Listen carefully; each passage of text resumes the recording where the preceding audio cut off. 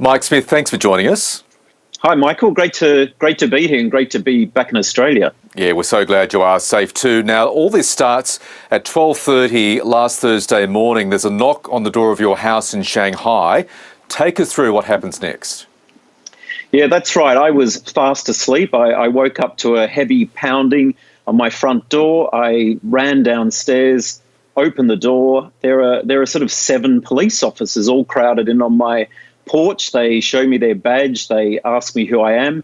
And then they sort of demand that they come into the house. So we sort of get ushered into my lounge room.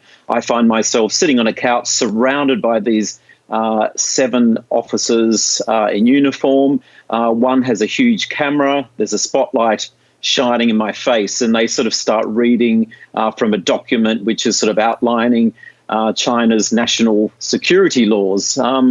But they also tell me that I'm a person of interest in a case, and they're going to want to talk to me. And they also inform me, which is the most disturbing, that I'm subject to what's called an exit ban, and I can't leave China. So this is all, as you can imagine, pretty scary, quite intimidating. I mean, there's no, they don't physically touch you, but it feels like harassment, for these people to come round at such a crazy hour and sort of lay this down on you. How was the decision made after that for you to take refuge in the Australian consulate in Shanghai? Well, that's right. The next morning I went, I consulted the embassy that evening. The next morning I went straight to the consulate. It's a very short drive from my house. During a series of meetings there, it was decided that myself and the ABC's China correspondent, Bill Birtles, both needed consular protection. It was decided that the risk to our well-being and safety was so great that we would have to be taken somewhere secure. So this is quite unprecedented.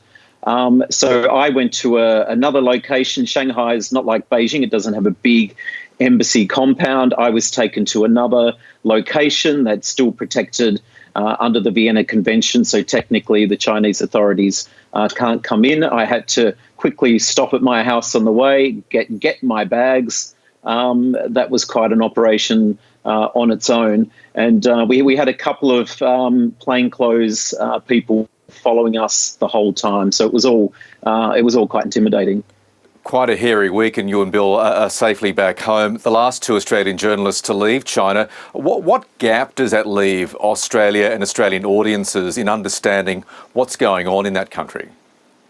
Oh, look, it's hugely disappointing, hugely worrying. I mean, this is the first time since the 70s, I think, that Australia has not had correspondents in China. And look, it's incredibly important to have people on the ground in China. It's a really complex country, complex culture and political system. And if you're reporting on China from outside, it's really hard to get a grasp of what's going on. Now, a lot of journalists are leaving China. A lot of Americans have been expelled from China. And look, I believe this does China a disservice because you've got reporters reporting on China from the outside. They're fairly likely to be critical. They probably don't understand what's going on there. So, it's almost becoming like North Korea. I mean, there's sort of not a lot of journalists left in China who really understand the place. Mike Smith, as I said, we're all happy that you and Bill are home safe. Thanks so much for joining us. Thanks very much. Hi, I'm Lee Sales. Thanks for watching this story. If you'd like to watch more of 7:30's stories, they are on the left of your screen. And tap on the button below to subscribe and get the latest from ABC News.